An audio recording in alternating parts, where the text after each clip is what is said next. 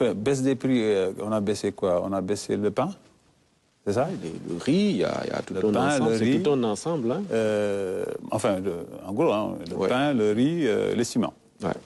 Bon. Riz brisé, sucre cristallisé, huile raffinée, le pain, etc. Voilà. Mais j'entends beaucoup de gens dire qu'en fait, c'est des mesurettes.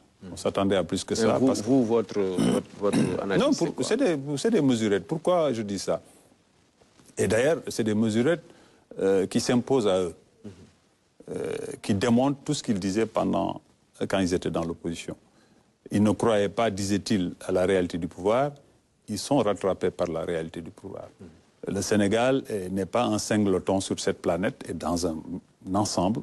Voilà. Et aujourd'hui, ils découvrent ces réalités. Ils devraient, d'ailleurs, de temps en temps, quand même, applaudir par rapport à ce qu'ils ont trouvé et ce que les gens faisaient.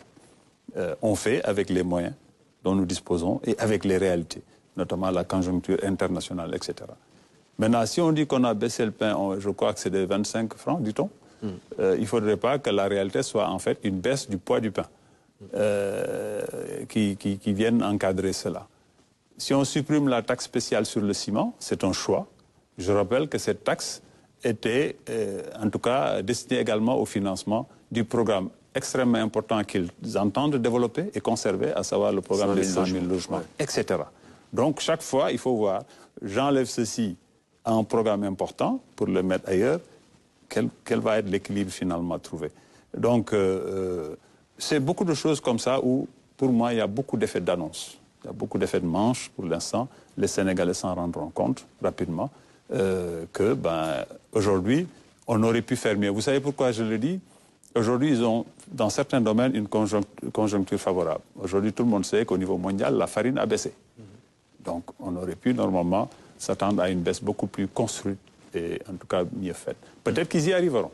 Mais pour l'instant, ce qui est annoncé, pour moi, c'est... Voilà, il peut mieux faire, mais ça a été fait quand même. Ça au moins, ça ne peut pas être apprécié positivement. Mais, monsieur Niang, du moment que, comme je vous rappelle, il y a... Si on mobilise, par exemple, 1000 volontaires pour faire respecter les prix, parce que c'était ça aussi le problème, faire respecter les mesures, même si elles sont dérisoires parfois.